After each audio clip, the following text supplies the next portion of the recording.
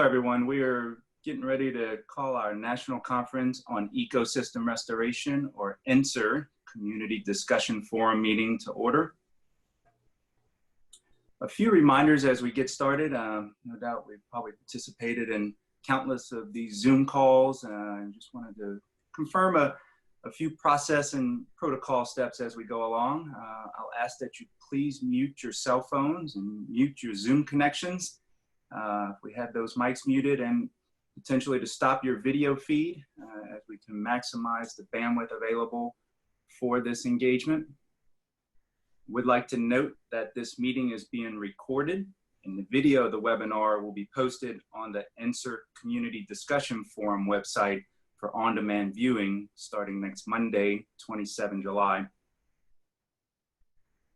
Also want to confirm that as we move through this process, it's going to be interactive. We'll have the opportunity working through the chat feature and working through the raised hand feature for you to pose questions that me as the moderator will take on and ensure that our panel of experts are able to engage. And there's actually a portion of our engagement later where I'll call upon you if you're interested in asking a question or sharing a comment or experience with the group at large. So to kick us off today, I have Mr. Matt Graybaugh. Matt is the chair of the ENSR 2020 Conference Planning Committee and Science Coordinator for the Science Applications Program with the United States Fish and Wildlife Service. Matt? Thanks, Howie. As Howie mentioned, I'm the committee chair of what was to be the 2020 National Conference on Ecosystem Restoration. I'm sure most of the folks on this call have some background with the National Conference on Ecosystem Restoration, or ENSR, but I'll provide a quick recap here. ENSR is truly an interdisciplinary conference on ecosystem restoration. The first ENSR was held in Orlando, Florida back in 2004. And has since been held in various locations across the country, from Kansas City to Los Angeles, Baltimore, Chicago, and other locations as well. It brings together scientists, engineers, policymakers, planners, and partners from across the country who are actively involved in large-scale ecosystem restoration. I'm also the past president of the large-scale ecosystem restoration section of the Society for Ecological Restoration. The global network of layers began in 2013. A major goal of this section of SCR is to partner with the University of Florida Office of Conferences and Institutes, or OCI, to put on ENSR. Several current ENSR Planning Committee members are also engaged in layers, including Amber Ings, who is the current section president, and Ryan Clark, who, like myself, is also a past president. Speaking of ENSR Planning Committee members, I want to thank all of those who are on the current committee. In addition to Ryan and Amber, who I already mentioned, I'd like to recognize Howie, Matt Harwell, Nick Amon, Darcy Austin, and Catherine Corbett. Also, a special thank you to the recently retired Gary Johnson, who helped lead the development of the regional plenary for the next ENSR conference. I also can't overstate my thanks for the coordination provided by Beth Miller-Tipton and all the University of Florida OCI team. And as you guys know, if you've been to ENSR or other conferences held by them, they wouldn't take place without the support of the OCI. As you all know, we were forced to postpone the ENSR 2020 conference due to the ongoing COVID-19 pandemic. But the committee felt strongly that we wanted to promote continued engagement with the ENSR community while we work on establishing a new conference date. We didn't want to go several years before we were able to engage with all of you. And I'll say that it's really nice to see so many familiar names in the chat already, and as well as a lot of new names. So I'm excited about that. So with that, we decided to launch this ENSR Community Discussion Forum to promote continued engagement and dialogue with you all. And this is what will be the first of a handful of discussions over the coming months on topics important to the ecosystem restoration community, leading up to the next National Conference on Ecosystem Restoration. Speaking of future discussions, if you would like to sponsor a future webinar, please contact Beth Miller-Tipton at the University of Florida Office of Conferences and Institutes. You all should have her information by now. You can chat her directly now or reach out to any of us if you would like more information or need contact info. Finally, I'll mention that today's session is moderated by Howie Gonzalez, who you've already heard from. He is the program manager and chief of the ecosystem branch in the Programs and Project Management Division of the U.S. Army Corps of Engineers, which is quite a mouthful. Howie is moderating today from the Jacksonville district in Jacksonville, Florida. I really want to give a special thanks to Howie for stepping up to help organize and moderate the discussion today. This wouldn't have happened without his leadership and the support of Beth and others. So with that, I'm going to pass it back over to you, Howie. Thank you, Matt. Welcome again to all of you, and thank you for participating in today's Insert Community Discussion Forum on COVID-19 impacts on ecosystem restoration. We have a big group today. We had over 235 registrants from 34 states and 16 countries, and we're glad you joined us. We have a diverse group of speakers lined up to talk about their experiences for ecosystem restoration projects in this COVID-19 environment. Before we begin though, we're gonna get everybody involved in the process and information sharing, and we have a quick poll for you to participate in. So for the first poll question, Beth, if you can activate that now. This is a simple poll question that asks if you have encountered challenges in conducting research or implementing restoration projects due to COVID-19. A simple yes or no response for this one.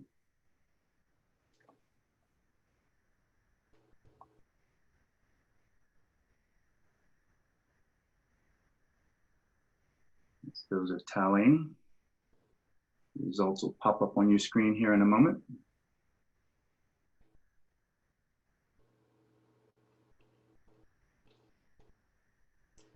They're still taking it. Okay.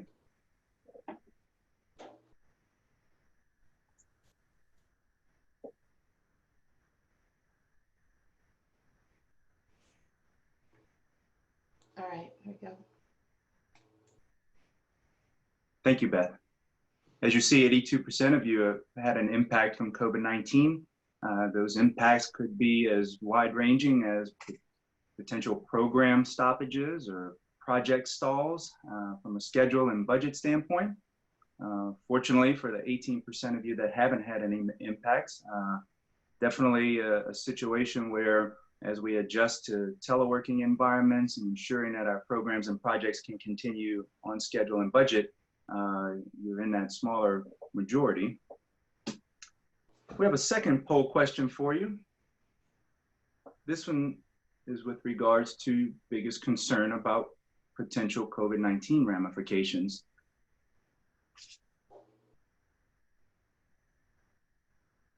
A few more answer choices for you there.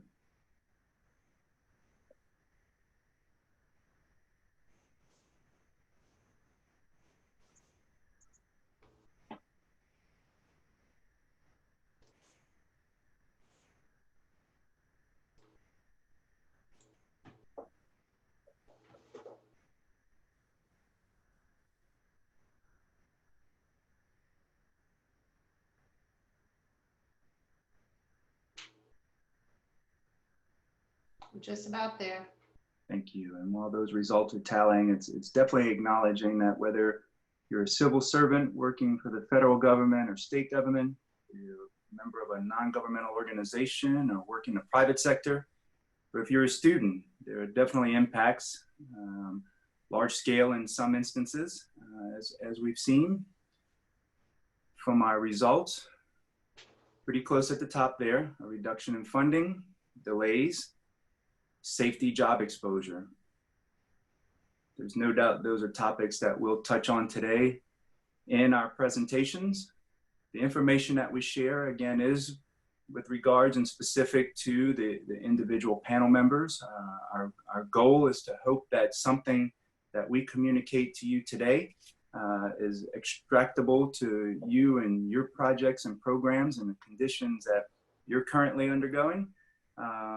But also to open up some lines of communication and understand that as we've worked together to bring this information to you, the research that we've done throughout our organizations and with other professionals to try to gain a broader perspective on the information we wanted to share, that if there's something that we don't get to today, whether in our formal presentations whether through the panel discussion or the actual Q&A that we'll have later on in the program.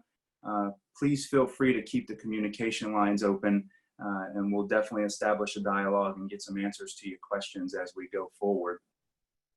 So when you registered, you were asked to submit a question to have us consider as we prepared our presentations.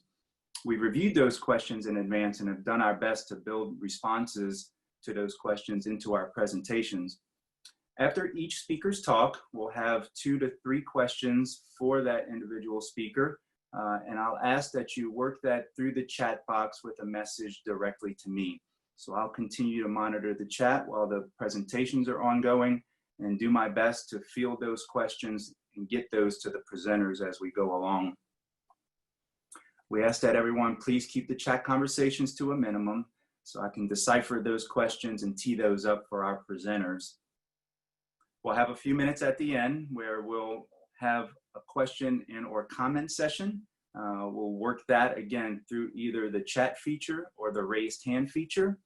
And as we bring those to the table, you can address those to the panel overall or an individual panel member.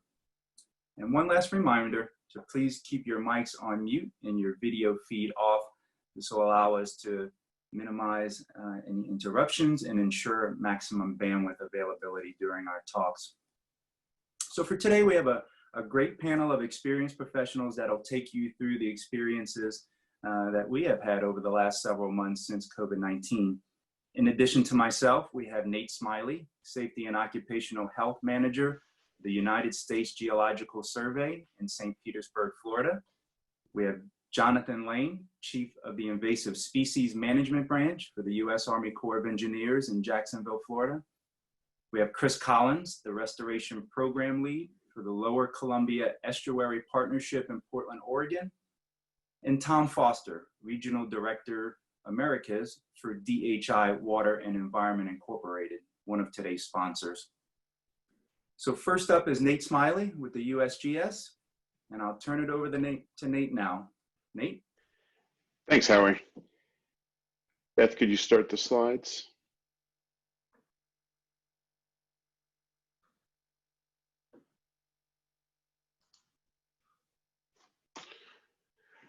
Good afternoon. I've been asked to give a short presentation on the USGS COVID-19 response and the approach we took to ensure field work that's designated mission critical or mission essential was able to move forward. Before I get into that, I'd like to give a quick background about myself. Next slide, please. In 1999, I began my career 18 years at the St. Petersburg Coastal and Marine Science Center as an equipment engineer and primary diver for a coral reef and seagrass restoration project. I worked extensively throughout Florida, Hawaii, and the Caribbean. And during that time, I spent 8 years as a Southeast Region Dive Safety Manager. I managed over 40 divers in 6 different science centers, developing policy as a member of the Scientific Diving and Dive Safety Board. This March, I transitioned into a role as a Southeast Region Safety and Occupational Health Manager. My time in this position has revolved almost entirely around COVID-19 response. Next slide, please.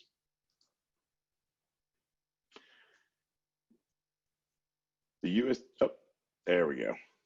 The USGS management began strategizing COVID-19 response as early as February 2011. On March 3rd, the USGS COVID-19 response team was formed. The response team had 2 primary goals: to mitigate exposure and transmission in the workforce, and to ensure the Bureau can carry out its mission essential and mission critical functions. I realize these next 2 slides may be a little hard to read, but they're more just to illustrate the changes in the response team. Next slide, please. The key to the response team was the willingness to morph into what was needed at the time, and what this organization chart shows is what was currently, as of March 23rd, the response team's layout.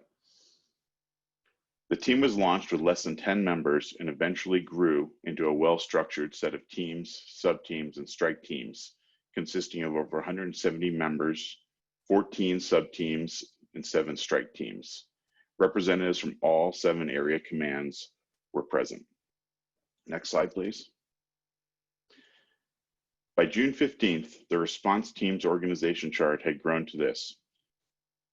Meetings with the entire response team were Monday, Wednesday, and Friday mornings. Most sub-teams were Monday, Wednesday, and Friday afternoons, leaving Tuesdays, Thursdays, and weekends to complete assignments or for the strike teams to meet. The mission was to provide unified communication to the USGS staff that fit appropriately with the Department of Interior policy. The response team continues to change today and adjust its meeting structure as needed. Next slide. There were 4 overriding themes that the response team dealt with to this point. These themes were driven by what the workforce needed. Initially, the focus was on the immediate protection of employees. We thought about and developed examples of policy that included mandatory maximum telework, human resources flexibilities that include allowing flexible work schedules for employees to deal with childcare situations, additional leave options to assist employees who are quarantined or stuck out of state, and flexibilities in job duty assignments. We also drafted guidance that was developed for the entire organization, including PPE and face covering guidance, cleaning and disinfection guidance, and COVID-19 frequently asked questions to help managers and supervisors respond to their employees. One of the highest priority development tools was to develop a COVID-19 risk assessment and incident reporting tool. This assessed, categorized, and tracked all positive cases and exposures of COVID-19 and continues to be used to this day. Next slide, please. Once the initial threat to workers in the workplace had been minimized, the response team began focusing on the continuation of mission essential and mission critical functions. Mission essential functions are a set of defined tasks that USGS is required to begin within 12 hours of an event to protect our nation and its resources. For example, responding to earthquakes, volcanoes, floods, landslides, and oil spills. Mission critical functions are a little broader. They protect life and property. They're required by state law or statute. They can be required for safety, security, and proper functioning of the mission, and are essential to national security. You can fit a lot into those categories, so that definitely requires some prioritization. Approvals for field work that fall into these categories had to go up. They started at the local level, then to the center level, and they made it up to the regional director level. Guidance developed in this phase would be stuff like field work and travel guidance. We narrowed it down to just 1 person per vehicle, 1 person per vessel. Depending on the situation, some vessels would work in teams, especially airboats or long distance operations. No overnight travel was allowed, and only trips with minimal contact with the public. A bureau-wide respiratory protection program was also implemented by the industrial hygienists to allow N95 use when required. Updated COVID-19 friendly protocols from the specialty safety divisions were developed for dive, aviation, large vessel, small vessel, and laboratories. Next slide, please.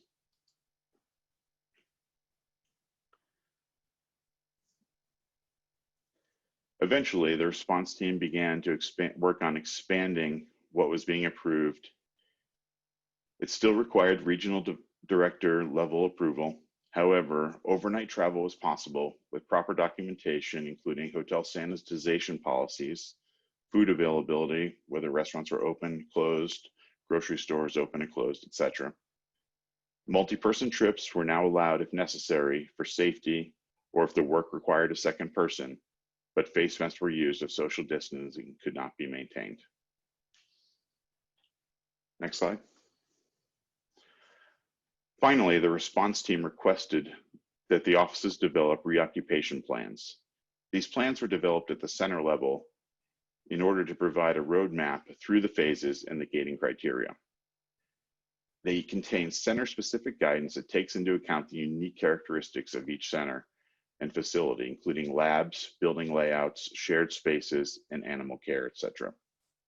Approval of these plans did not mean that it was as business as usual and everyone can go back into the office. It just provided a groundwork to keep centers open and to allow employees in specific situations to get back into the center, conduct a specific job, and then get out. Next slide. We found that researchers were very flexible and responded by immediately shifting their focus to data processing and analysis, synthesis, and writing. They also began to develop their own new techniques and standard operating procedures to incorporate social distancing and COVID-19 safety. As fieldwork began, it was allowed to be prioritized based on the mission essential functions and mission critical guidelines. Some of our offices feel that over 75 to 90% of their normal fieldwork was able to be conducted during this pandemic. With the spike in cases over the recent weeks in the Southeast region, we've had to tighten up these restrictions once again and are back to single person trips and no overnights until we can flatten that curve a bit. Next slide. Some conclusions that we've come across. Flexibility in the response team, management, and the workforce was vital. Many workers would prefer a change in duties to not being able to work. We found it was of utmost importance to provide a central portal for all guidance. With over 95 guidance documents coming out of the response team, it was important to also provide some quick reference sheets. One of the issues that we found was people sending us guidance through email. It became critical for people to send just the link to the portal because guidance was changing so quickly that it was out of date by the time somebody received the email. The best description that I could come up with to describe that was it's like nailing Jello to a wall. It's just constantly changing. We were able to host a few regional town halls in which any employee was able to ask the response team members questions. This was very successful. And from those questions, we were able to provide a list of documents that allowed people to reference those at any point in time. It's unlikely that additional funding will be available. However, some of this work that's been canceled or postponed, the funding may be able to be redistributed if allowed in order to cover some of these costs associated with our COVID-19 operations. Next slide. Howie, is there any questions? Thanks, Nate. That was a great presentation. Nothing came through on the chat line, so I just wanted to maybe give another 30 seconds as people absorb what Nate presented, and if there's any items that you'd like Nate to clarify or any questions based on Nate's presentation, now would be a good time to shoot those across in the chat.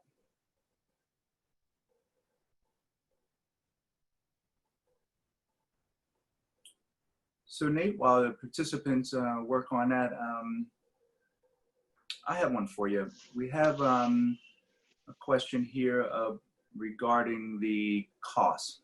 So the cost to meet safety requirements seem to be impacting budgets pretty significantly. And will this mean more funding or fewer activities funded? Thanks, Harry. Yeah. If I could predict the upcoming funding, I think I'd be the most popular man in the world. But seriously, I'd be surprised if we saw increased funding levels in the future due to COVID-19. I think some researchers need to think very creatively and be sure to budget these expenses into future proposals. Also, some of these activities, as I mentioned, may be able to be redirected, or some of the funds for these activities redirected if they were canceled. Great, Nate, thank you. Another question for you. Do you have a sense of what percentage of USGS work is getting done as compared to that which might be impacted?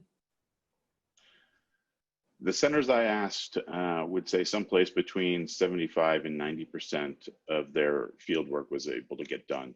Lab work percentage is obviously much smaller because people are being kept out of the buildings, but we were allowing people to go in, get their field vehicles, and go out and conduct single person or multi-person trips in some cases. Good deal. Thanks, Nate. And then the last question for this session, and we'll make sure to continue to engage this dialogue later on. Is this protocol that you've identified shareable with local, regional, or state government entities? That is a question that I don't know that I'm qualified to answer. I'd have to run that up to the response team. Roger that.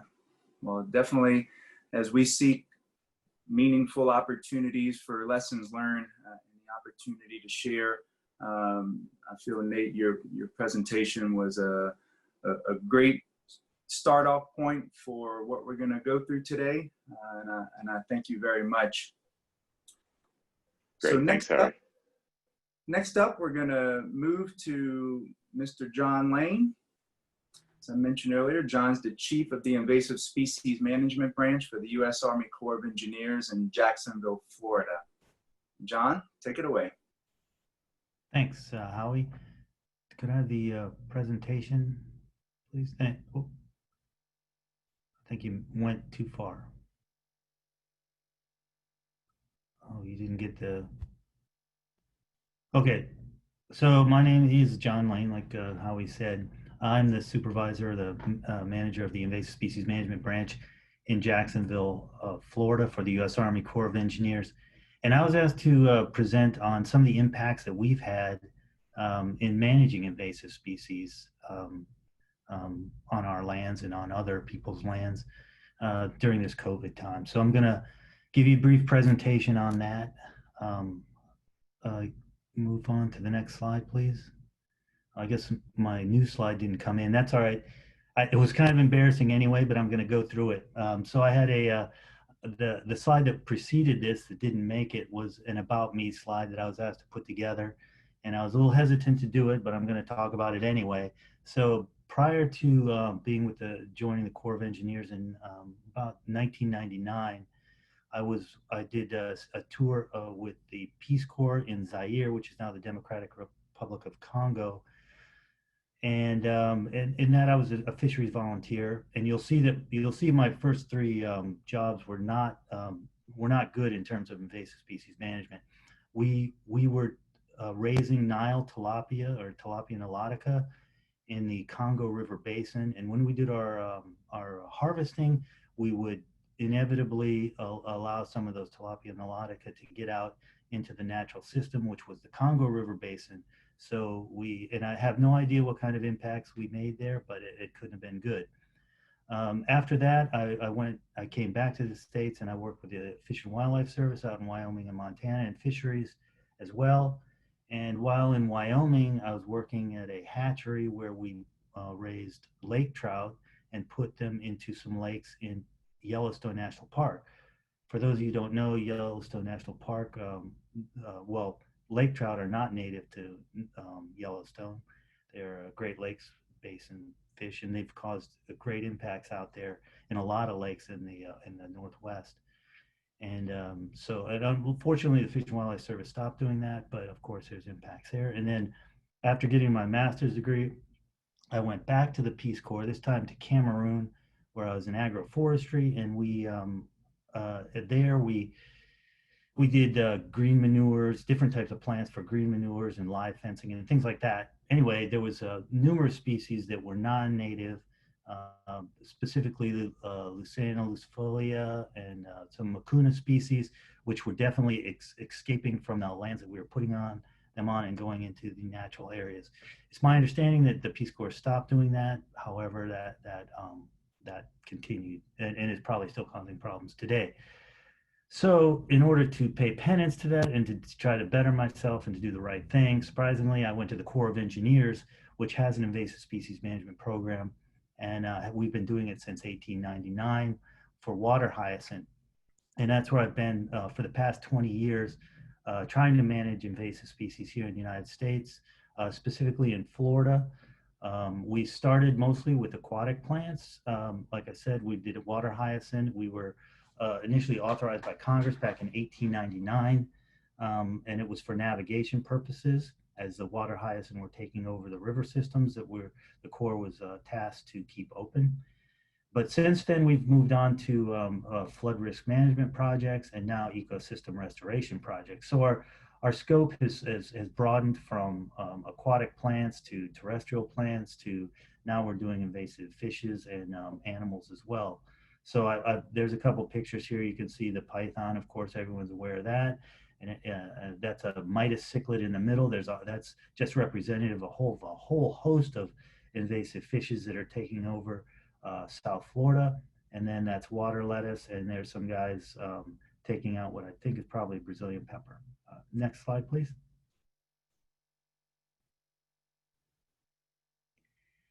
So I'm going to get on to where these impacts are actually occurring. So I'm going to start with our operational activities and move into monitoring and surveying, and then talk about coordination.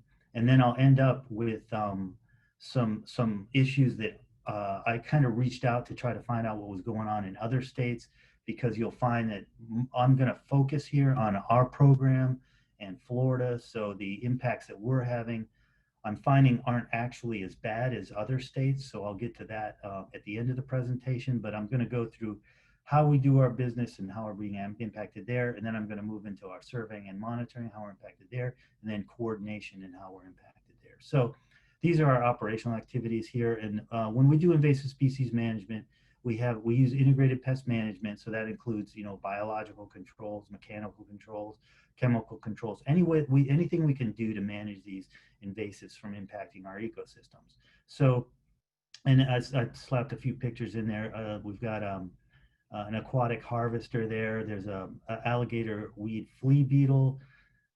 There's guys spraying some stuff. That's probably hyacinth.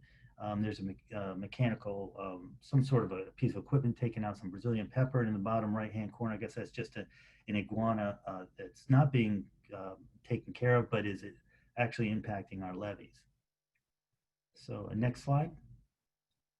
Oh, yeah, there you go. So I can't see those. I gotta change my focus here. Hold on. So I've kind of color coordinated these to try to make it a little bit easier, probably for me than you. But so for as far as our operational activities, we encountered some difficulties early on during COVID with distributing our biocontrol, although we had no issue, and that's with the alligator flea beetle that's pictured there. We had no problem collecting them on our end, but what we do is we collect them in Florida and then we distribute them throughout the Southeast because they do not overwinter well. The plant overwinters, but the bug doesn't, so we have to release them or we send them out. They do overwinter in Florida, not in the most parts of the Southeast. So we send them to these areas that the plant overwinters, but the bugs don't.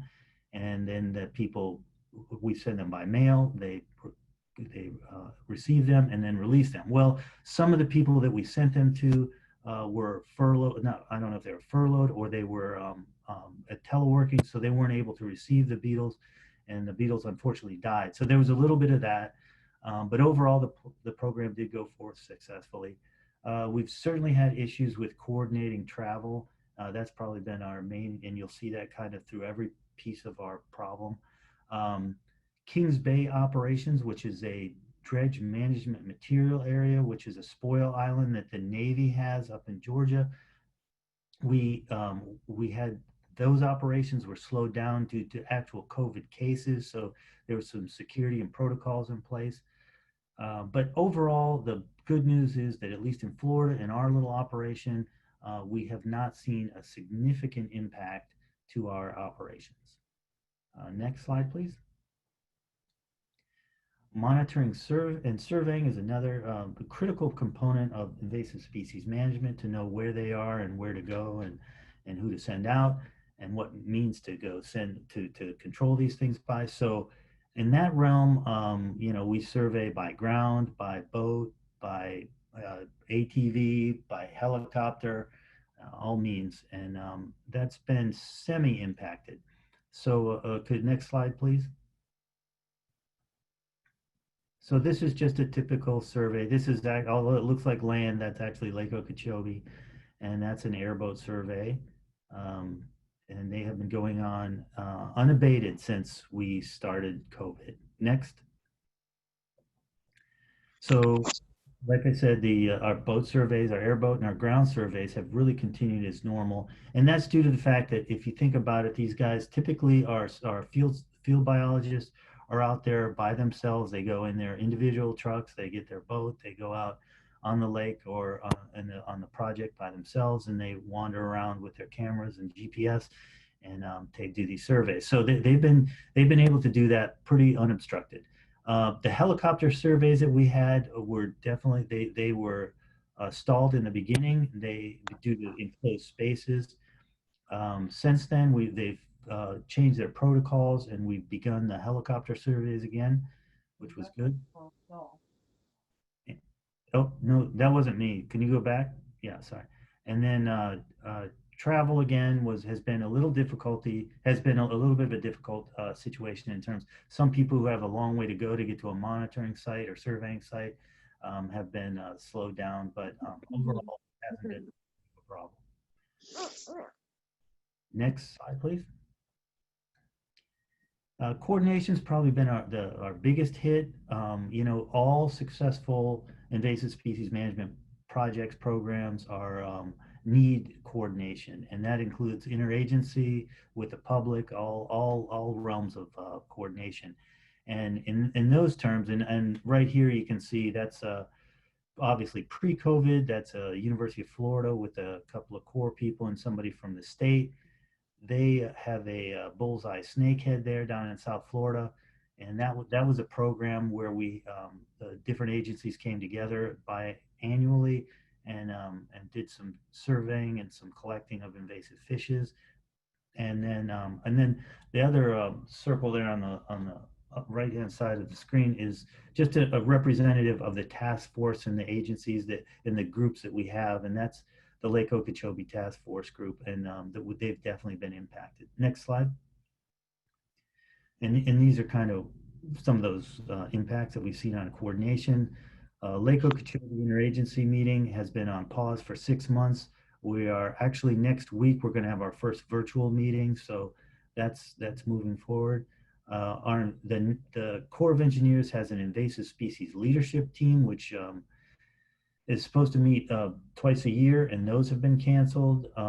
So we're trying to figure out if we can do that virtually. So that's in planning stage.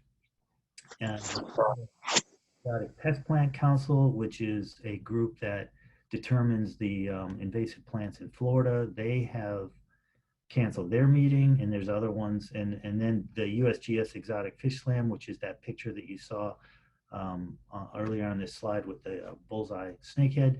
That event has been canceled this year. That said, we do definitely see a movement towards virtual formats, and most of these interagency groups are moving in that direction. So we're learning, we're evolving, and hopefully this will not have impacted us too bad.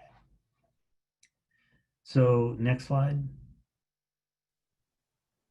So moving away from Florida, I wanted to talk a little bit. I reached out because I felt like we were maybe an anomaly. I wasn't sure. And when I did find that there was definitely some issues out there, including Kansas showed that they had a decrease in funding for their harmful algal bloom research in FY21. That's starting in October. And their partners were, this is from a Corps of Engineers employee who's talking about their state partners had reported furlough days every Friday, which was due to decreased sales tax revenues, and that was going to have some impacts on some of their activities. Oregon seemed to have been impacted the most. They said that they had reduced its terrestrial invasive species program by 50%. That's a big hit. And the Oregon Aquatic Invasive Species Council was defunded totally, and their watercraft inspection stations were put on hold. And for those of you who don't know, those watercraft inspection stations are that's kind of a joint federal state program to stop the zebra mussel and quagga mussels from going into the Columbia River Basin from the Colorado system. So that's not good. In Washington, there was a 15% budget cut across all business lines, which includes in the invasive species programs. And also the watercraft inspection stations in that state took a 15% cut.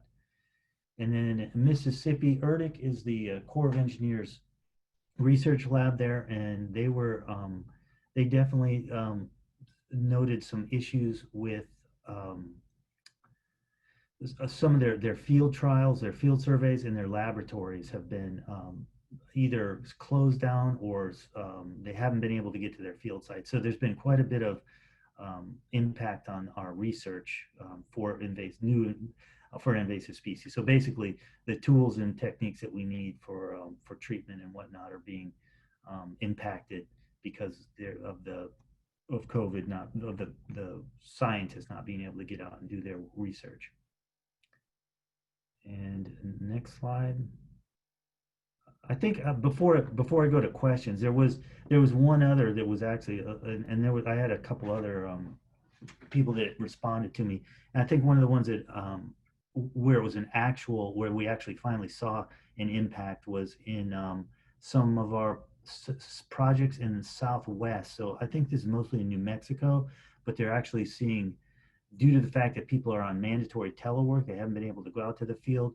There's been some expansion of tamarix on some of our projects down there. So there's definitely going to have to be some follow-up work to catch up on some of those new invasions or expansions. And with that, I will take questions.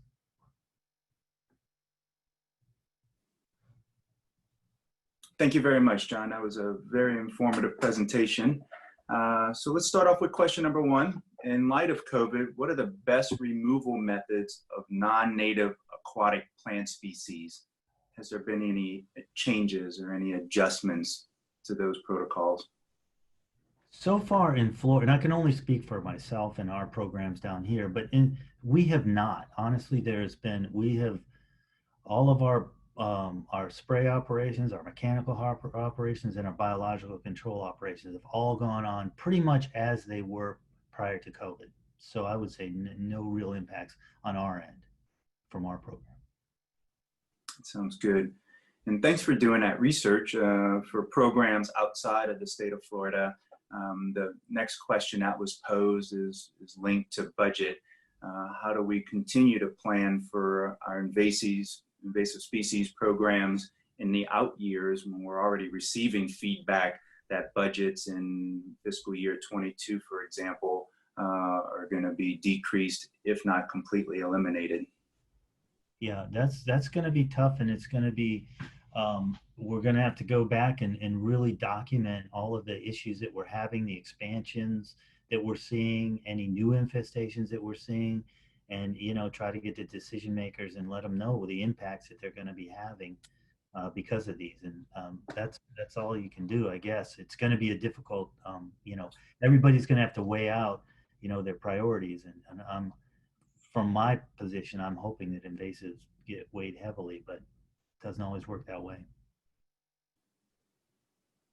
Thank you, John. I appreciate it. Again, great presentation. Thanks, Hi. Okay, so next up, we'll transition to design and construction, and I will actually lead us out from a design and construction standpoint for ecosystem restoration projects, looking more towards the front end. There's the administrative processes that are required to even get us to a point where we can start turning dirt and building projects. Next slide, please.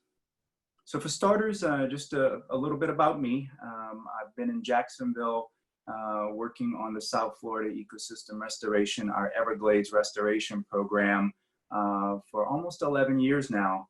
In that program, we're responsible for implementing all facets of the Corps of Engineers mission for that comprehensive Everglades Restoration Plan.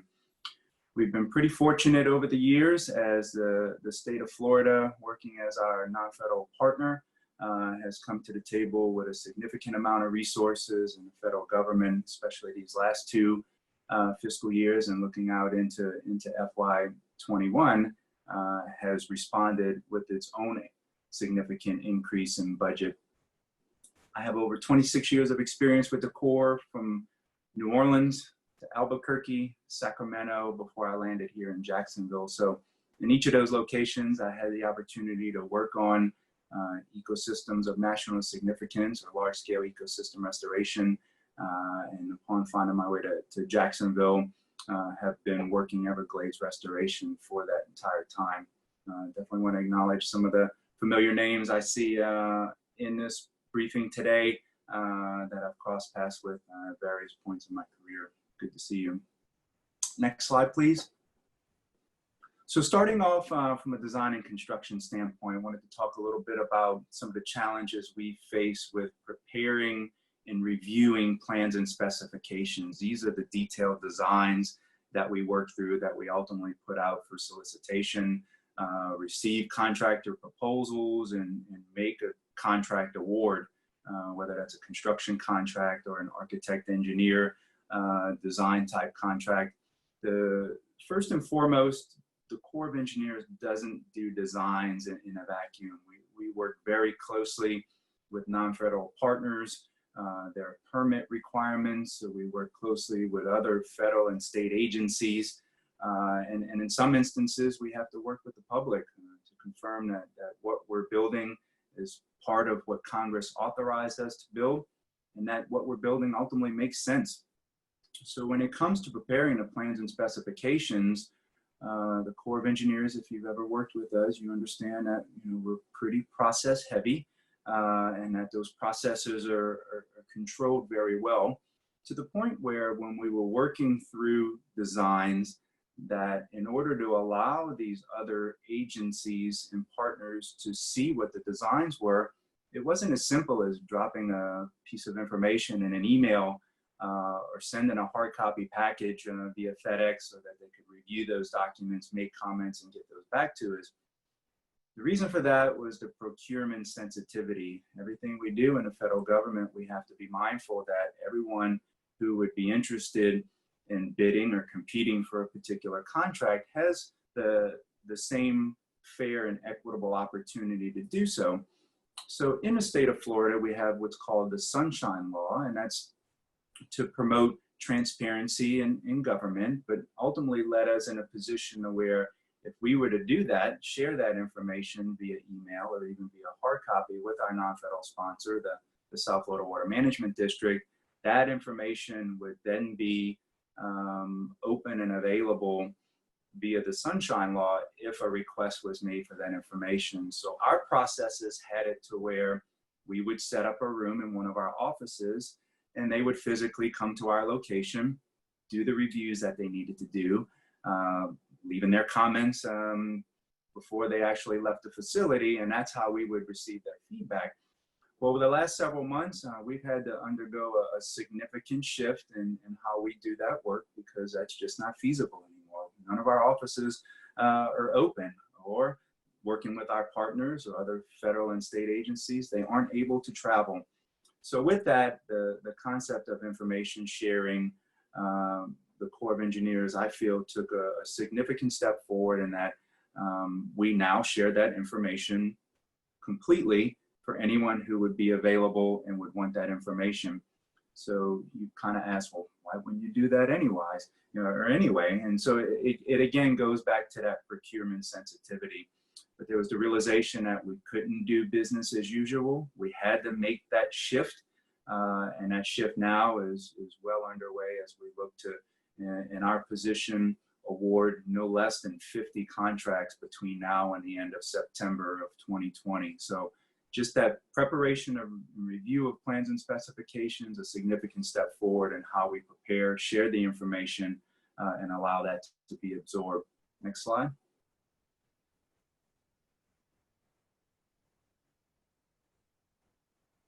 Thank you. So as we move forward with our projects, we have agreements that we need to execute. Those agreements could be programmatic in nature, where we more or less identify a relationship that we have to ultimately communicate with a particular individual or group, or we have more detailed project partnership agreements, which actually makes a commitment between the Corps of Engineers, the Army, the federal government, and in our case, the South Florida Water Management District in the state of Florida. Some of these agreements are for projects that are multi-billion-dollar projects. And so the idea of executing those agreements electronically was something we never pursued in the past. Again, it went to the integrity of that process and ensuring that a wet signature with an ink pen was used to execute these agreements. So as soon as we got into the COVID environment and realized that in some instances we're sending FedEx boxes with reports to be reviewed and signed, they're sitting in an inbox somewhere as no one's at the office to receive them, it ultimately led to Army guidance that gave us specific directions and a specific sequence of actions that need to occur between us and whoever we're engaging the agreements with in order to make sure that the integrity of that process is maintained and that the people who ultimately sign those electronically have the authority to represent their agency and sign on that agency or group's behalf. So again, you know, something as simple as we maybe take for granted of put a PDF out there, ship it over, have them electronically sign a PDF. It wasn't as simple as that for us. That guidance does ultimately facilitate that. That's how we do work. We electronically sign the documents via PDF, but the actual steps to confirm that who's signing it and the authority that they have was what needed to be delineated. Next slide. Lastly, from a construction standpoint and contract administration, it's understanding that we had a lot of contracts going on at the time that COVID hit.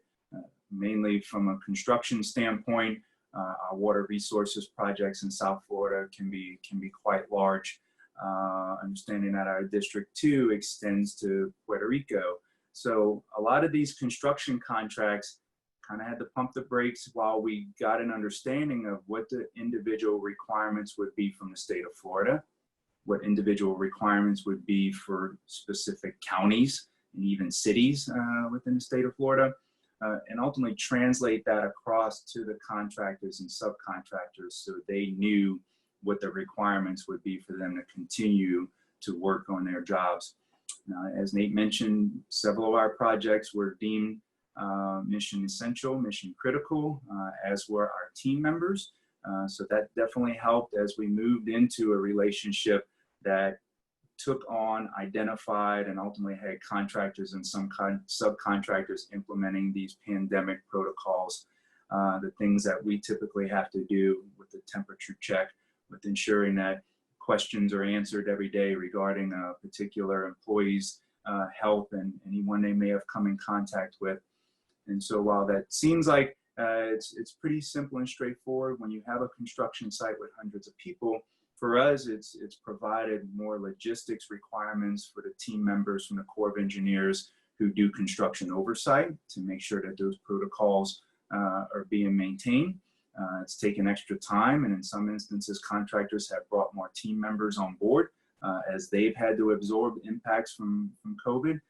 You see the picture identified there, you know, and as we know, when contractors are working out in the field, a lot of the labor that they do is intensive and is in close proximity to other team members. So the contract modifications that we're currently looking at to ensure that the protocols are maintained, looking out to the future and what potential budget and financial impacts they may have on contracts are things that we're keeping a close eye on. Overall, from a funding standpoint, I know there were several questions that came in from a funding standpoint. With the Corps of Engineers and our federal budget process, we're fortunate in that our budget for the current period that we're in, fiscal year 20, which ends at the end of September, was already passed.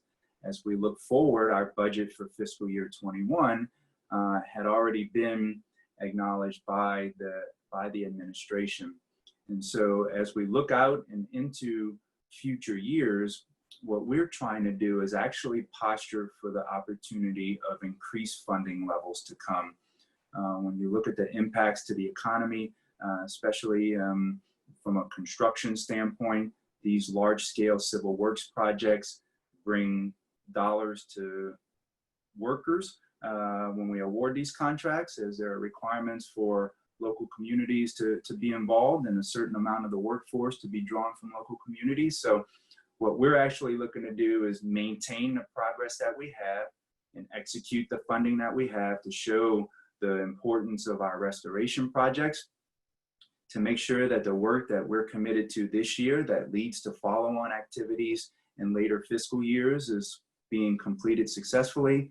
And as John mentioned, continue to express what the benefits of these restoration projects are, both for the ecosystem and environment, but also for in our case, the thousands of workers that are working on Corps of Engineers and state of Florida civil works projects in South Florida.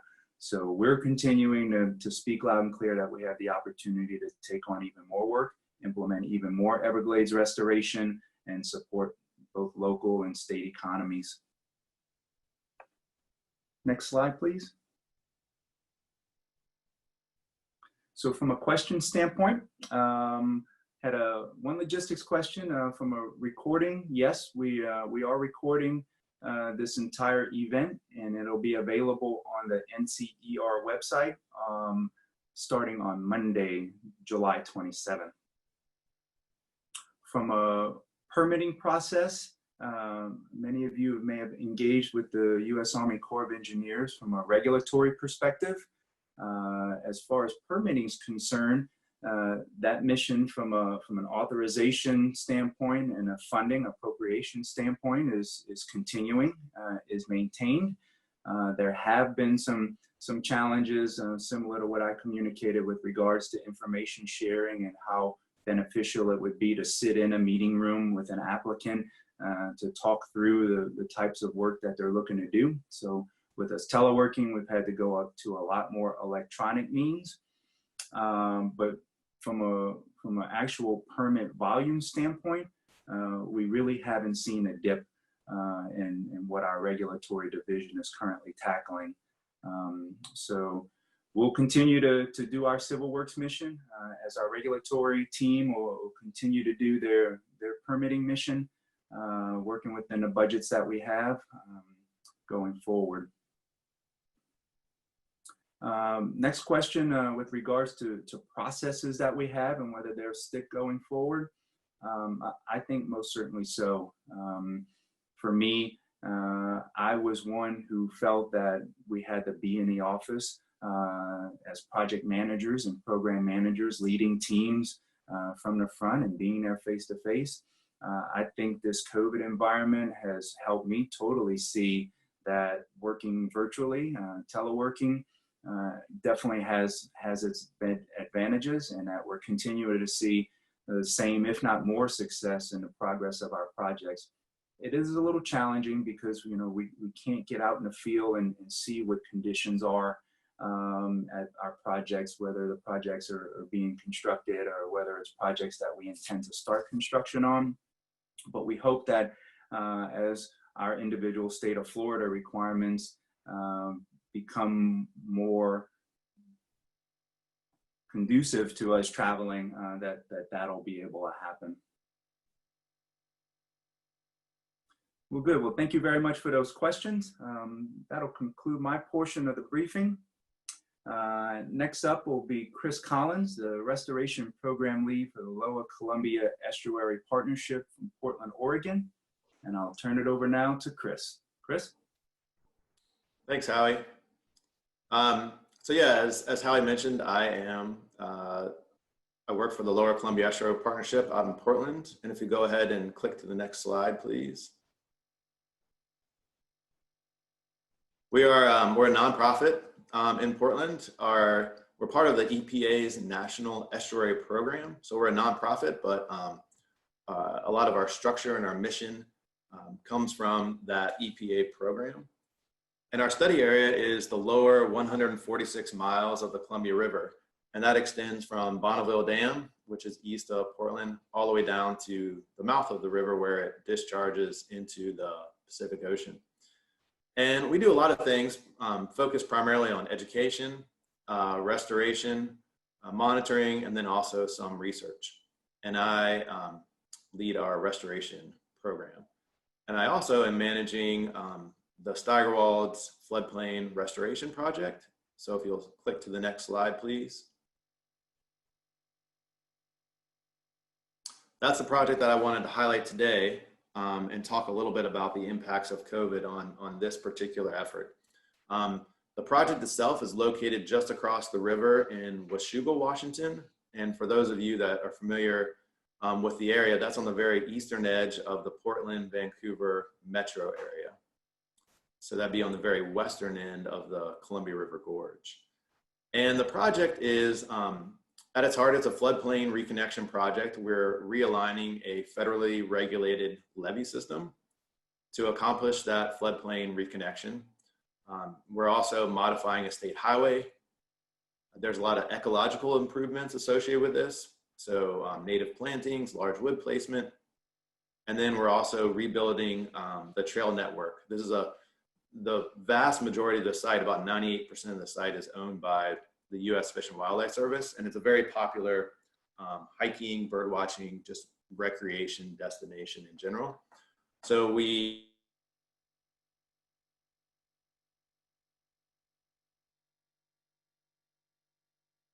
to this project and to permitting construction, the whole total cost for the project is approximately $30 million, and it's a 4-year construction period. We began last year.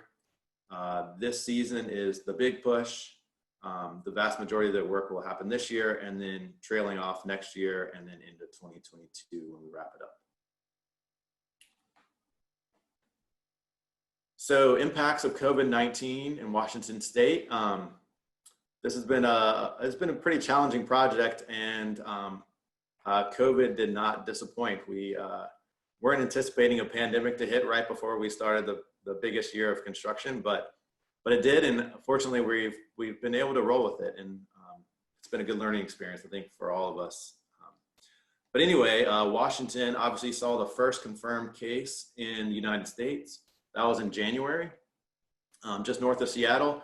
Our project is obviously in the very southern part of the state. That's about 225 miles away or so. But even at that time, we knew there was a lot of community spread, and it was obviously a big concern for the nation, and particularly for us, since we were so close to the first outbreak. In late March, the governor, Jay Inslee, he halted all non-essential construction in the state. And then April 29th, he did allow those construction projects to resume. We were scheduled for a June 1 start for this year, so we were very relieved when he made that announcement on April 29th.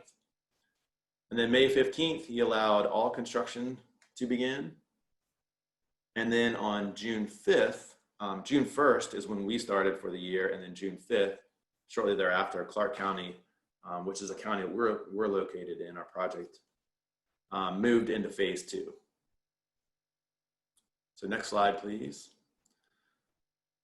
So the impacts of that, we're required, and I apologize, that should be phase 2 requirements. But to summarize, we have to have an exposure control, mitigation, recovery plan. We have to conduct safety training. Anyone who's sick must stay home until they're symptom-free for 72 hours or have a negative test. We have to maintain social distancing where feasible. All workers must wear the standard PPE that we require for the job, plus face covering, gloves, and eye protection. And then there are enhanced sanitation requirements. For example, all porta-johns must have hand washing, not just hand sanitizer. And as John indicated in his presentation, for the type of work that he does and the type of work that we're doing out here, this is, by and large, a large earthworks project. So, folks are showing up in individual vehicles. They're operating large equipment individually. Any coordination happens outside. It's pretty easy to do, spaced, 6 feet apart. It's a windy environment. The Columbia River Gorge is inherently a windy place. So it feels like, certainly when you're outside, there's good circulation. And so by and large, 90-some% of what we do feels very safe, and it's easy to abide by these regulations. Next slide, please. But there are things that do require us to be in closer proximity. So for example, last week, we were working in a small stream that flows through the site. We were salvaging salmonids and lamprey and other fish that occurred in it. And, you know, we're required to work in much closer proximity. So, you know, here's a crew that's electrofishing, again, this creek. I actually chose this photo because the one gentleman in the back, you know, some folks are by necessity a little closer than 6 feet. The one gentleman in the back is actually spaced quite a ways from everyone else. We had to remind him several times to put his mask on, even though he didn't. So the point is, you know, it's a warm environment.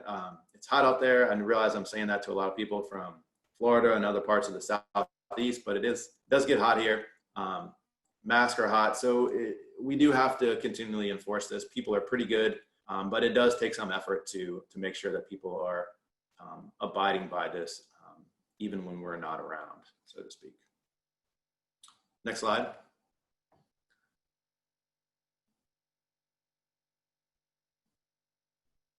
So a couple of things that we've done in our indoor spaces, like our job trailer, we are trying to obviously increase ventilation and reduce density. That seems to be two of the keys to reducing the spread in the indoor environment. So one thing is we always leave all the windows open. We have the doors open as well. That's a requirement all the time. We have fans for ventilation. We have 4 rooms in the trailer, including the bathroom. We are not hooked up to sewer and water, so we actually put one of the workers, one of our staff in the bathroom. So we've got 1 person per room. Again, just an effort to decrease density. The next slide, please.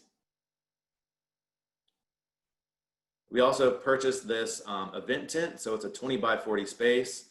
We roll up. We obviously have a large door on the front. Hopefully everyone can see this. And then the 2 ends, we oriented the tent east-west, which are the prevailing winds are east-west at the site. So it's a shady, cooler spot. If we get some rain, then it's obviously a dry location, but it functions as an outdoor space. It's very well ventilated just because of the breeze. And so we can have overflow office space here. We have portable desks that we move in and out of the space just for some overflow office desk space. We can also host, it's large enough to host team meetings as well. So we purchased that, and then to move about the site, we purchased 2 gators.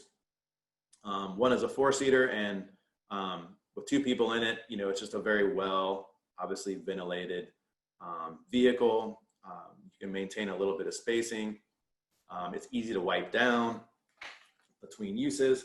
And so that's just a good way for us to safely move about the site. Next slide. So the cost of compliance, we've got a great contractor that has really approached this as a partner, and they've, to this point, been of the position that their cost for implementing the COVID measures are incidental. It's just a few more minutes during their meetings to go over safety procedures, to do their health checks. Their superintendent is functioning as the designated COVID safety officer, so they haven't had to bring in additional staff. So their costs thus far have been, their added costs thus far have been 0. We did purchase the event tent at a cost of about $16,000, and we're using that. We purchased a durable structure so it'll last us for the duration of the project, just assuming that we'll be having to deal with these requirements for a couple more years, or a couple seasons, I guess. The UTVs were $38,000, and then just miscellaneous, the additional fans, hand sanitizer, mask,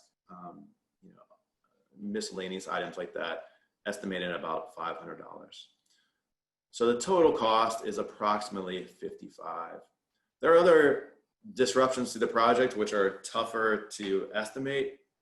For example, this is a project that involves a lot of partners. We anticipated a lot of site visits, a lot of community engagement, which we are not doing. at this point. Instead, we've shifted to more of an online format for providing project updates, blog posts, videos that we're uploading, things like that. So we're taking a different approach to keeping people engaged.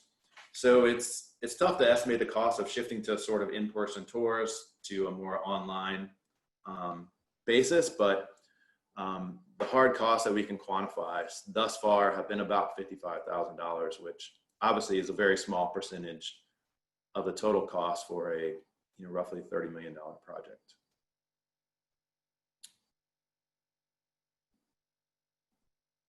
And with that, I'd be happy to take any questions, Howie, if any have come in throughout the presentation.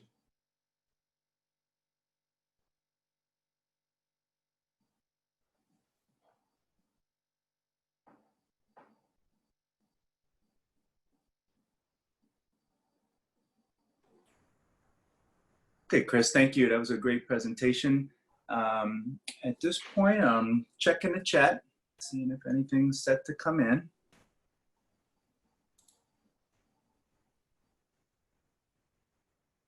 So I have one for you, Chris. So what's the duration of the construction contract? How much longer does it have till you complete construction?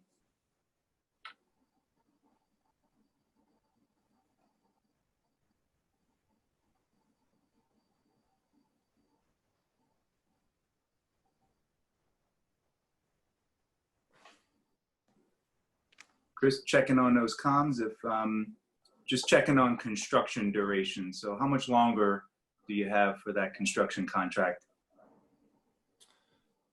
Sorry, you're breaking up a little bit. If I got the question right, you're asking how much longer we have for the construction project. It'll, so we'll wrap up this season, weather permitting, we'll wrap it up at the end of October. And then next year we'll start again in April, running through, October again, and then there's some miscellaneous in 2022. So we've got 2 full seasons with just a little bit of wrap up in the 3rd year. Great, thank you, Chris. Next up, did you have any team members at your construction project who were impacted? Were there any positive cases? Oh, don't jinx us. Sorry. Knock on wood, no, we have not had any positive tests. That's one of the big concerns about this, other than just obviously the health and well-being of our staff, is this project is on a tight schedule. We've got, because of weather and other considerations, we have relatively short construction seasons and a lot to accomplish during that period. And if we were to lose any key staff or have an outbreak that affected a large part of the team, that would have significant schedule implications, which would be hard to recover from. So that is a big concern of ours, is the losing staff to this. That sounds great. Thanks, Chris. I've got a couple more questions out there, but I'm gonna keep us moving and reserve those questions when we get into the next set of the program with the panel style engagement. So thank you very much, Chris. Next up, we have Tom Foster, Regional Director Americas with DHI Water and Environment Incorporated. Tom, take it away. Thank you, Howie. So I've been asked to give a little bit of an international perspective on the impacts of COVID-19 on ecosystem management and restoration projects. The previous presentations have been very much focused on the US, and I just intend to provide some comparisons with how we see similar types of projects being impacted elsewhere in the world. Next slide, please. So myself, as Howie said, I'm the regional director for DHI in North and South America, covering our activities in marine, river, wetland, and the urban water environment space. I've got about 30 years of experience in ecosystem assessment, management, and restorations associated with major construction projects worldwide.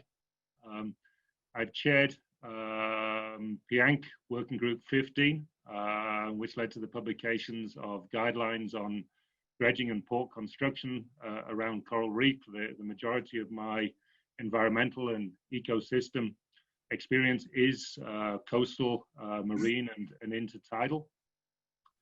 And I've also project managed some major environmental studies, including support for the International Tribunal on the Law of the Sea assessments of cross-border territorial impacts due to reclamation projects. So a very broad international experience in Europe, Africa, Asia, and of course more recently here in the Americas. Next slide, please. So really, I have two themes for today's presentation. And the first is, what differences do we see in restrictions and requirements country to country? And of course, this is really directly related to the level of government-enforced COVID-19 containment efforts, and associated with that, how the governments have looked at employee retention.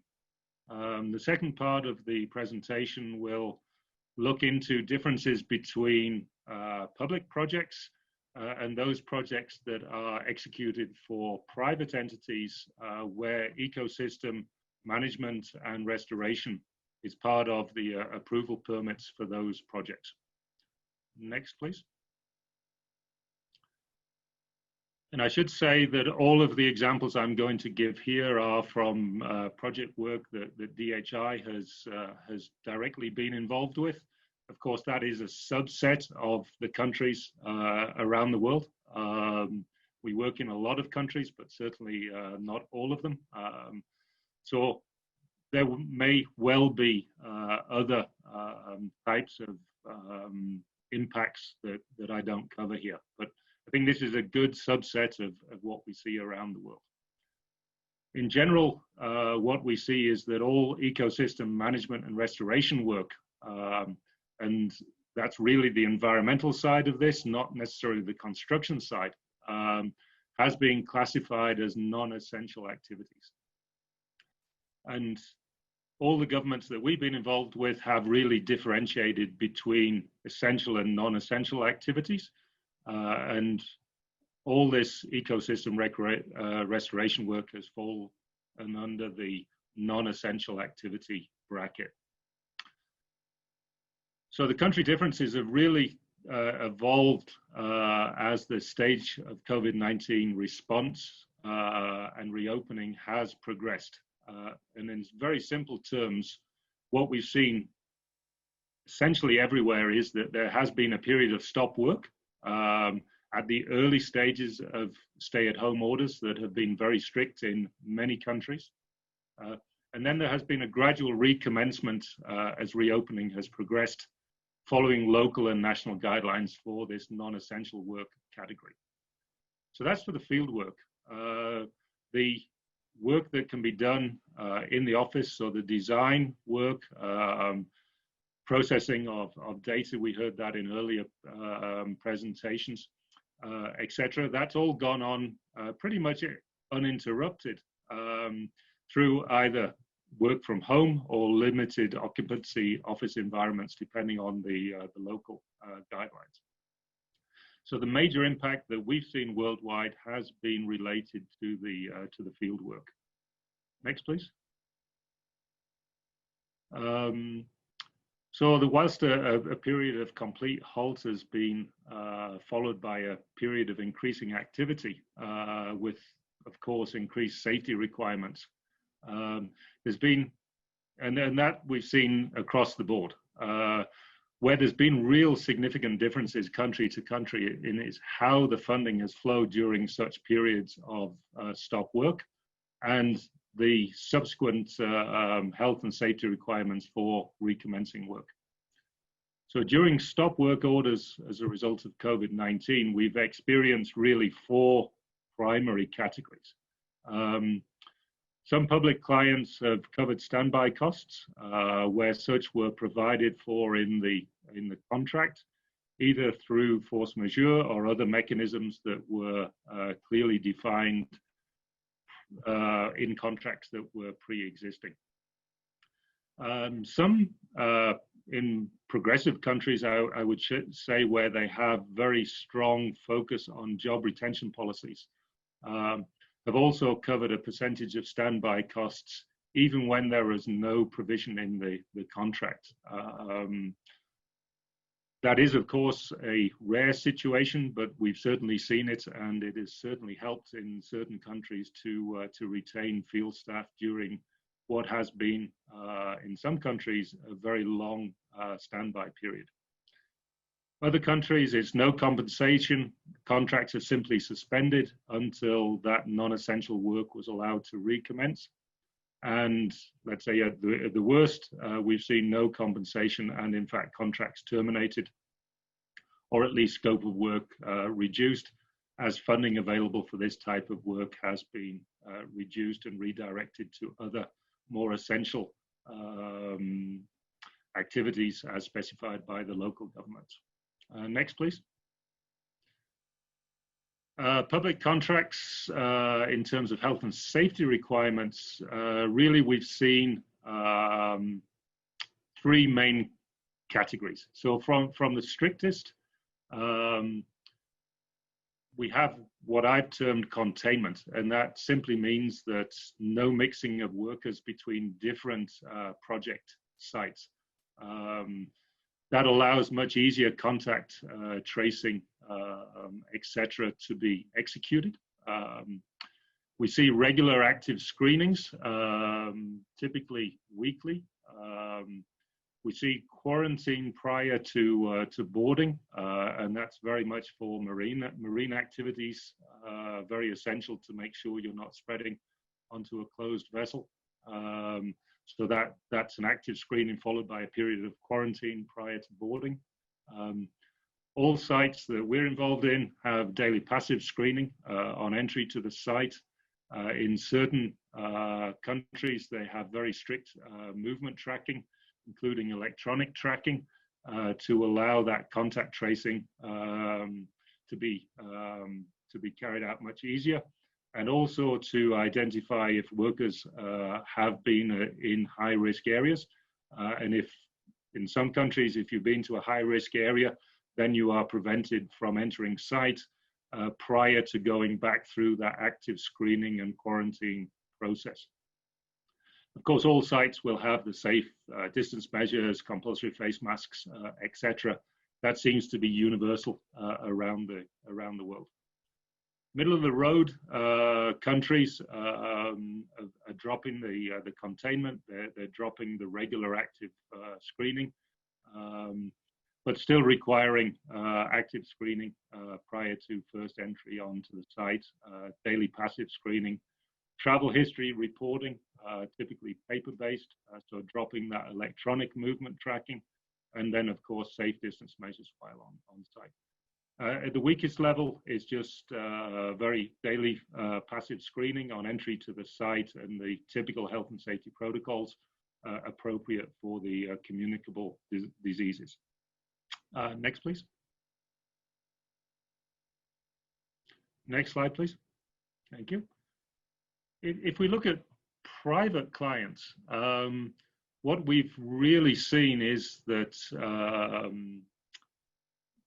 in many ways, the larger private clients have much stricter protocols than the governments. So these are projects where environmental restoration or environmental management has been part of the approval requirements for those developers.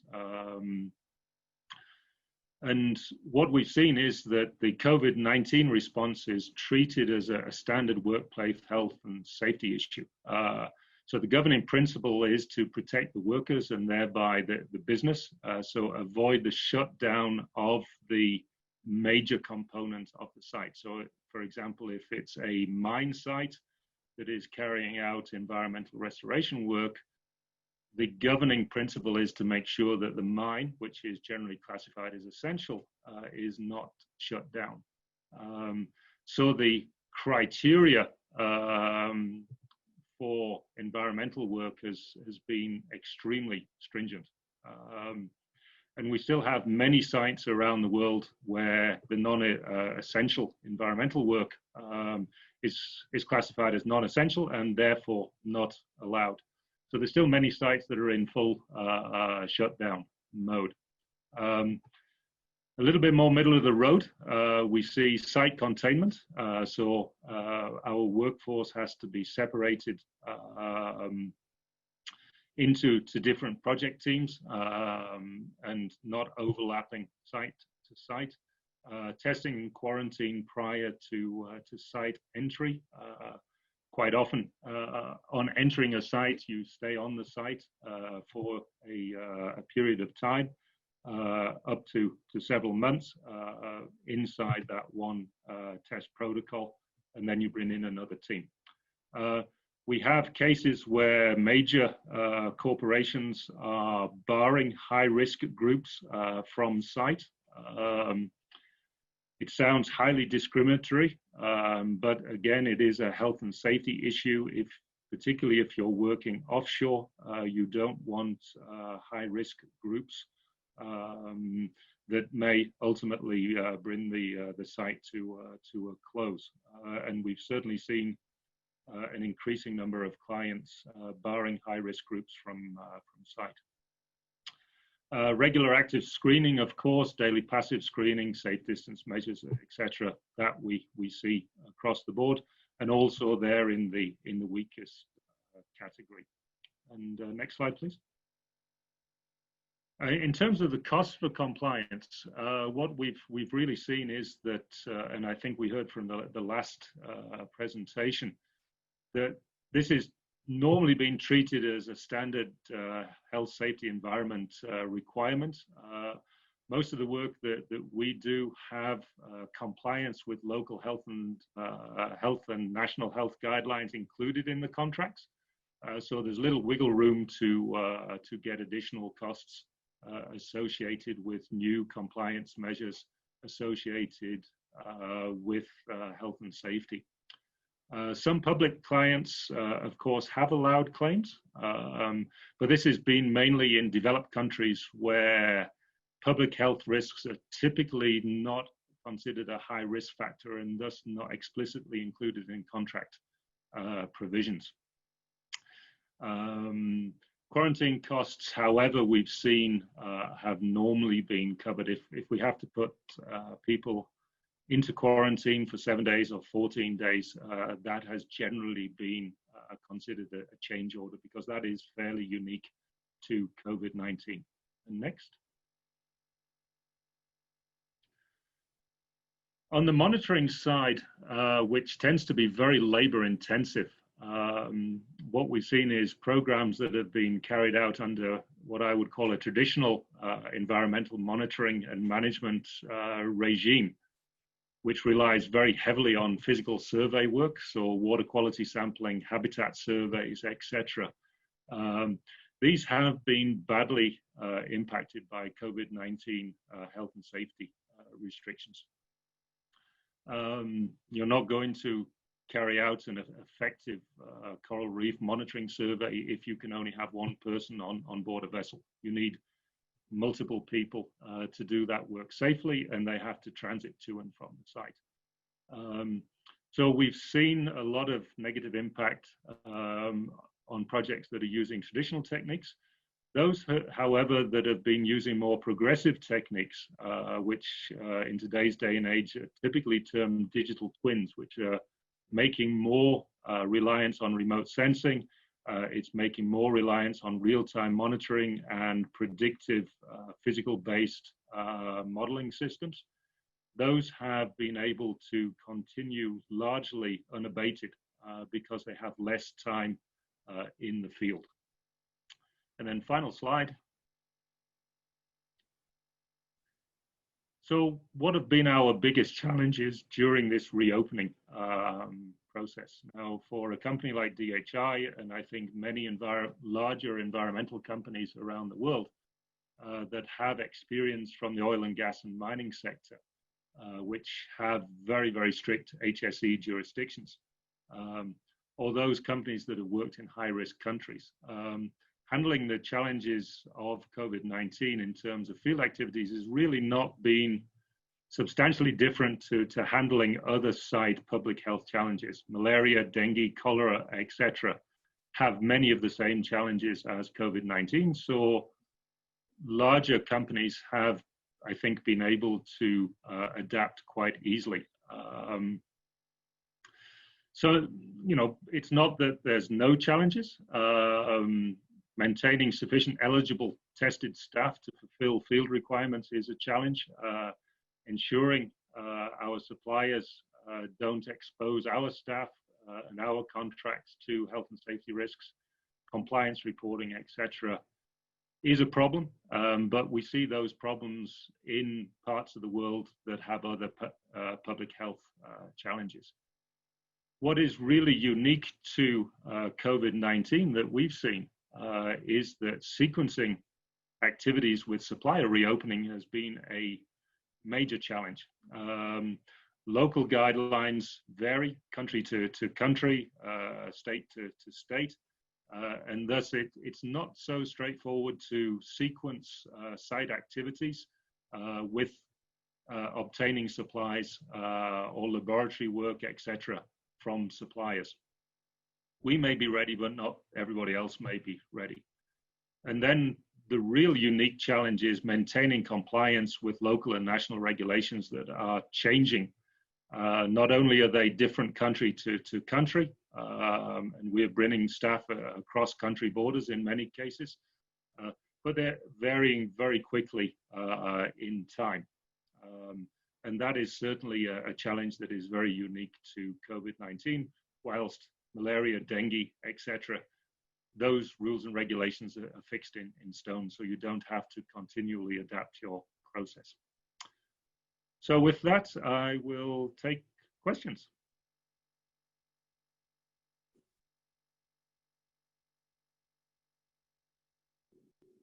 Tom, thank you very much. So coming from the chat line, we had a question.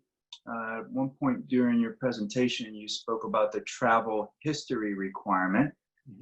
Is anyone implementing a contact history reporting system, as in contact with anyone that has tested positive? Is that part of the protocol? Yeah. So in some countries, particularly those that have gone over to the electronic tracking, that is pretty much automatic. We haven't come across a country which is using a paper-based system that is actively tracking contacts.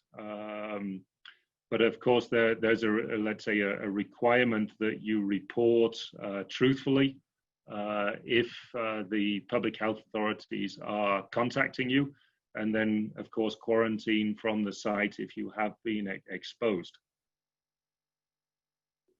That sounds great.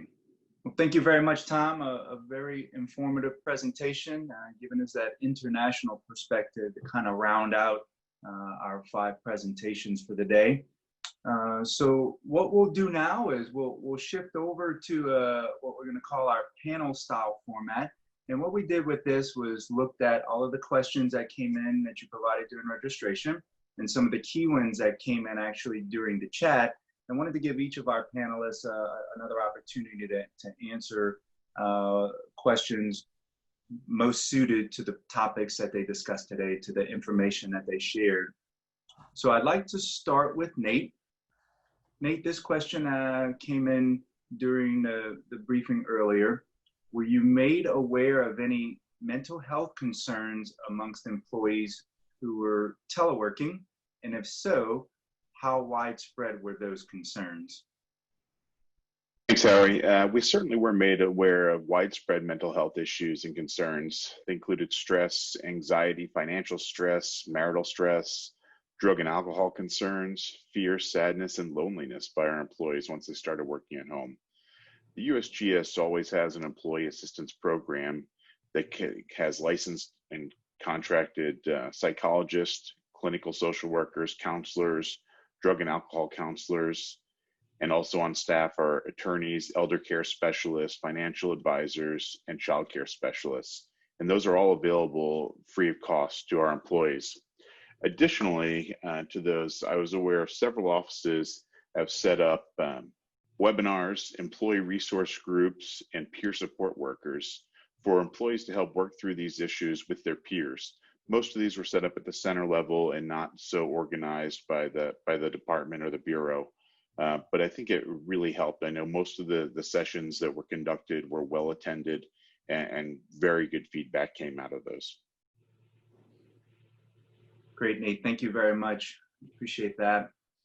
Next up, John Lane, I have a question for you.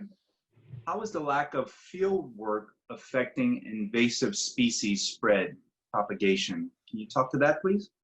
Sure. Well, as I kind of mentioned during my presentation, in Florida, at least for our programs, we haven't really noticed that to be the case to date, due to the fact that our funding has remained stable, as well as our crews and everything. And one thing I did want to mention, I guess Tom was talking about some of those people and the projects being non-essential, whereas our projects were all deemed essential. So all of the employees that I have that were working on invasive species management projects were deemed essential employees. So they never were pulled.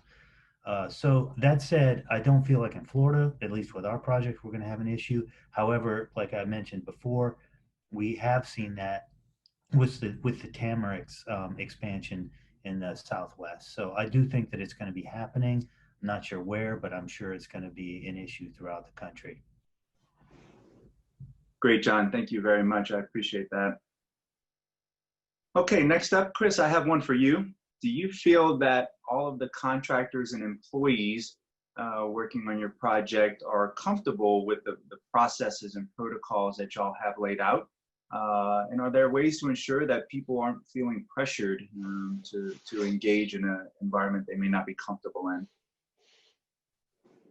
Sure, yeah, no, that's an excellent question. This, when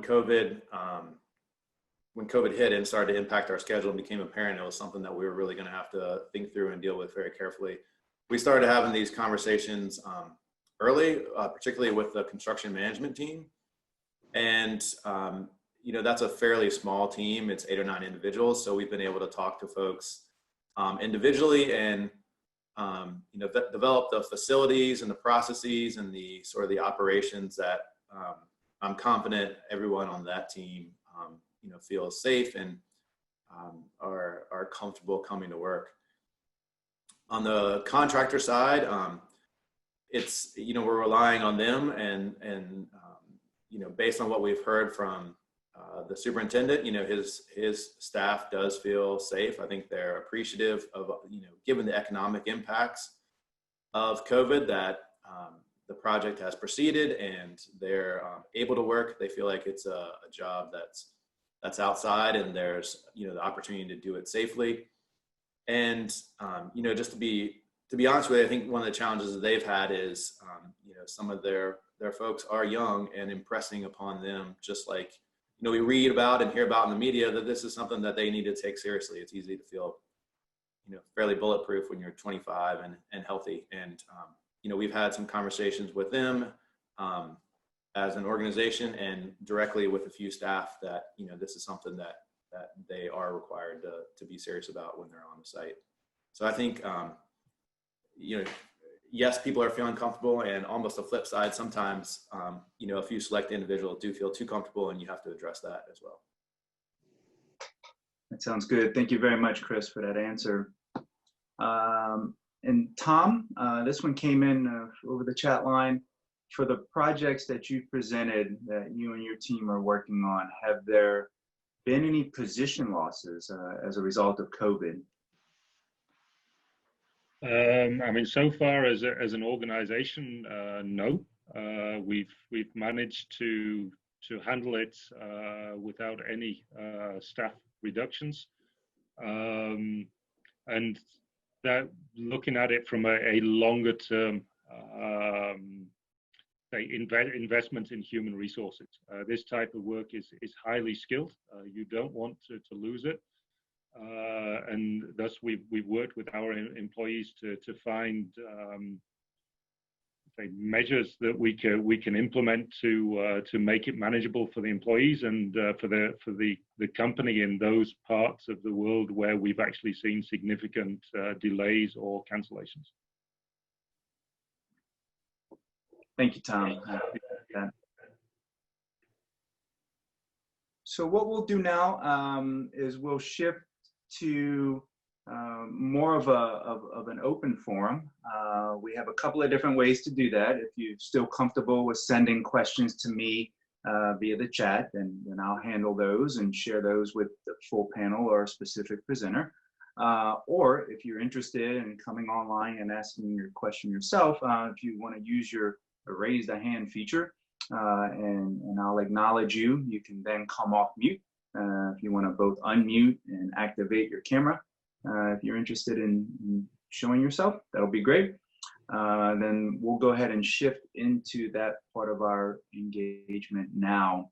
So what I will do is kind of lead out with a couple of questions that have come in from the chat line, and this can be open for our entire panel. Is anyone studying the effects on the decrease of human impact, such as recreation in rivers, on restoration projects?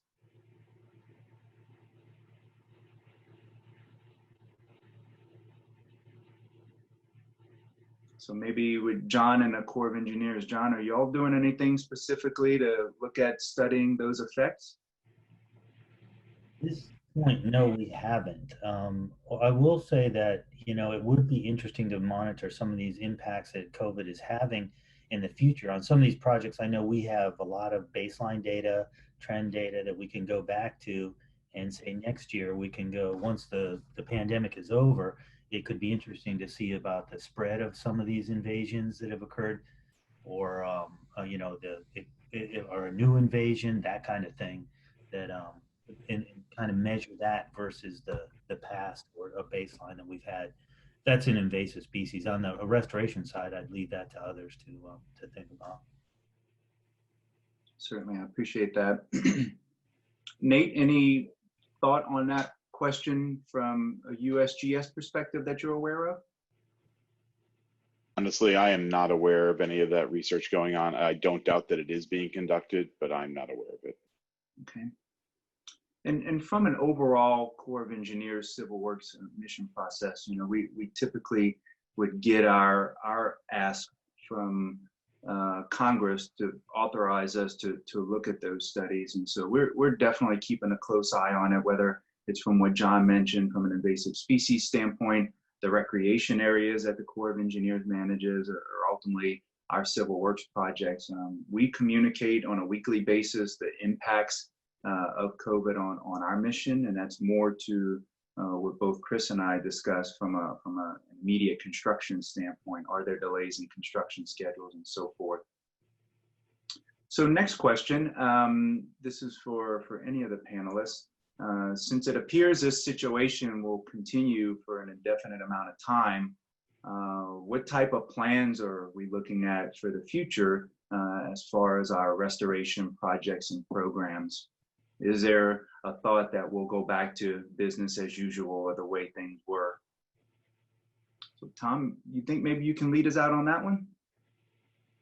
Yeah, I mean, from a corporate perspective, I think there's a feeling that, as you rightly say, this will go on for a very long period of time in one form or another. So we are of course looking at how funding sources are likely to evolve over the coming years.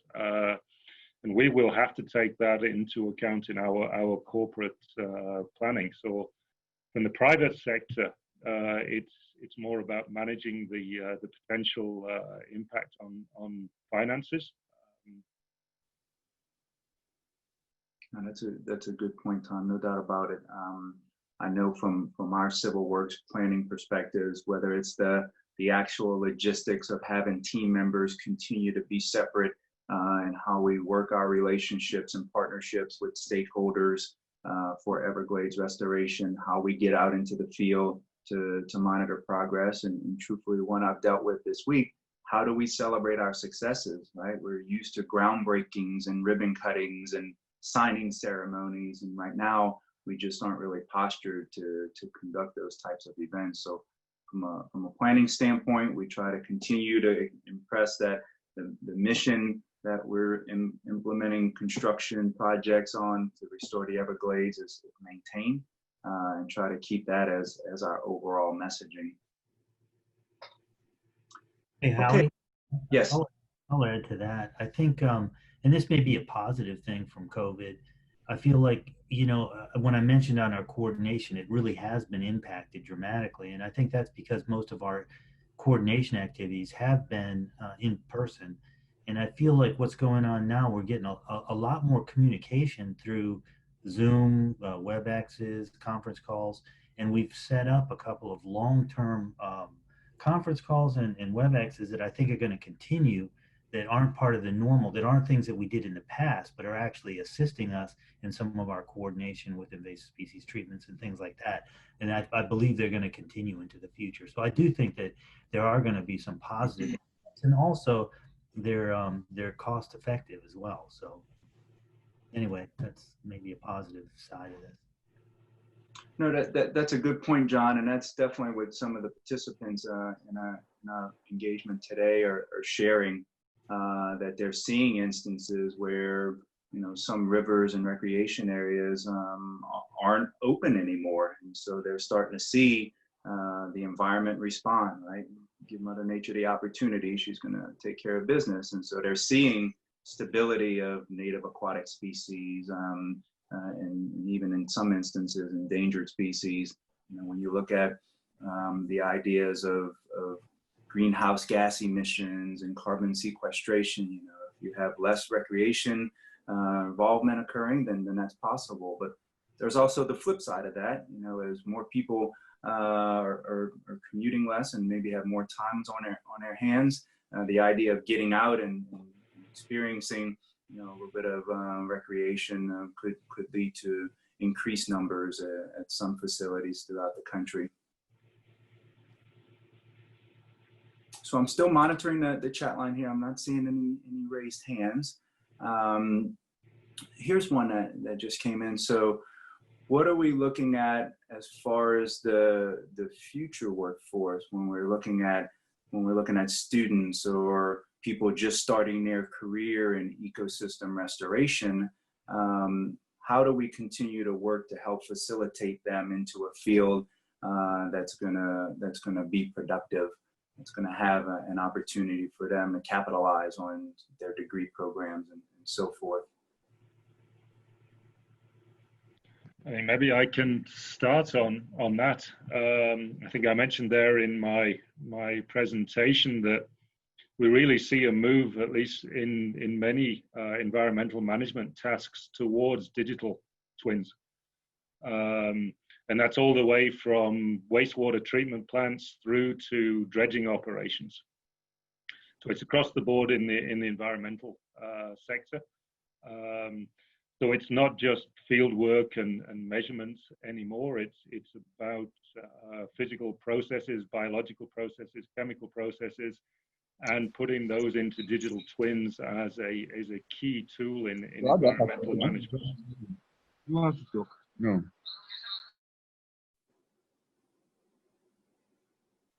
Good deal. Thank you, Tom. And just want to make sure we have some communications discipline. If you have a hot mic, if you can go ahead and just make sure that you're on mute, we greatly appreciate it. And that was a good answer, Tom. I kind of want to see what Nate, what's your thought on that response as far as bringing team members on and opportunities, say with USGS? We have had some challenges actually onboarding new members at this time. It's tough to get people through all the, whether it's going to get their medical physicals in order to sign them on, or going to get their ID cards and their CAC cards and getting fingerprinted and all that stuff. It's been a serious challenge. To this point, we've been able to overcome some of those with new and innovative processes. As for bringing students on and stuff like that, for now, it's pretty much kind of stabilized, and I don't see that happening until we kind of get more back into the office. Okay, that sounds good. Thanks. Next question that's come in, and I think this is an excellent one. And Chris, I'll ask you to maybe comment first. We found that our communications and coordination with the tribal partners has been impacted and in some cases halted due to COVID-19, and how their tribal nations have been impacted and the protocols that they're ultimately impacting. So have you had any impacts, Chris, with the project that you're overseeing and any relationships and communications with tribal nations and tribal partners? Yeah, no, that is an excellent question. We had fortunately worked through our cultural resources consultation and a lot of those kind of communication intensive phases of the project before COVID hit. And so a lot of that work had already occurred before those disruptions have happened. But yeah, absolutely. I think all partners have our communication, our ability to interface, certainly in person, to invite partners that have been really important to the project to date to come out and see the site and to kind of share the work with them has been impacted. And that is particularly true for the tribes. You know, they have been disproportionately affected by this. My understanding is a lot of the tribal offices essentially shut down, and you know, we've not unfortunately had much communication since construction started because of that. I hope that you know, that will change and we will be able to engage all of our partners, especially the tribes. But at this point, it's been severely curtailed.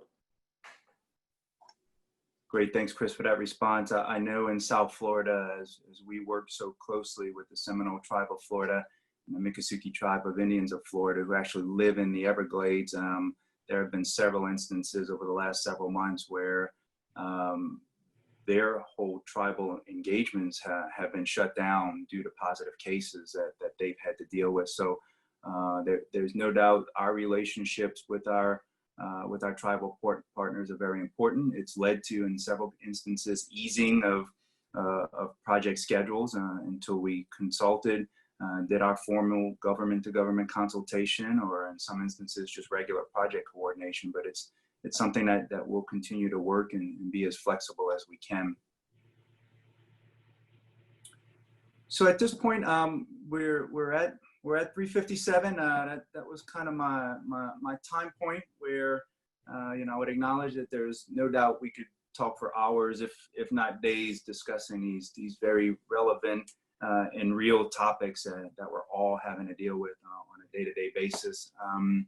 But I do feel we have to bring our time together to an end. I'd like to thank all of you.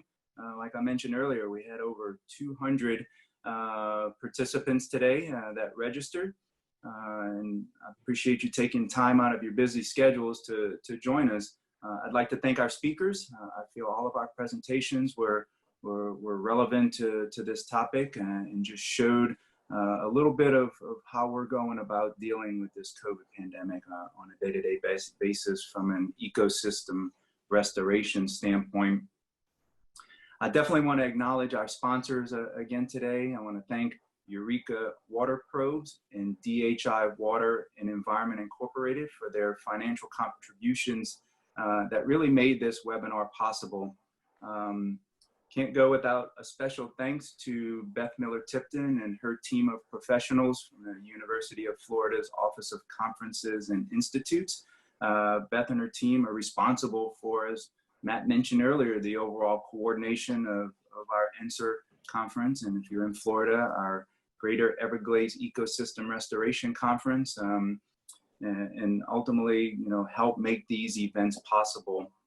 I do want to give a heads up that, you know, we are planning future discussions with this same format, and that as soon as we have those better scoped out and timeframes available, we'll share those with our greater NSER community. Also want to make a plug that, you know, sponsors help these events occur. So if there's any opportunity for you or your group to provide sponsorship for these types of events, please contact Beth Miller-Tipton and she'll give you the information and guide you on the way. We'll do a post-event survey that we'll share with you, and any feedback that you can provide will help us continue to improve this process, continue to make any future engagements better. So please take the time when you get that survey to complete that and share it with us. Again, this recording of this event will be online and available through the NSER Community Discussion Forum website on Monday, July 27th. And lastly, at this point, we're still working to try to confirm when we could all possibly get together in person for the next NSER. August 2020, as we know, is not feasible. We're looking at dates out into 2021 to make that happen and continue to move forward with our national conference on ecosystem restoration. So again, thanks everyone for taking the time to make this event happen. It's greatly appreciated, and I hope that you continue to have success in your ecosystem restoration programs, projects, and missions. And at the end of the day, stay safe out there. Thank you very much.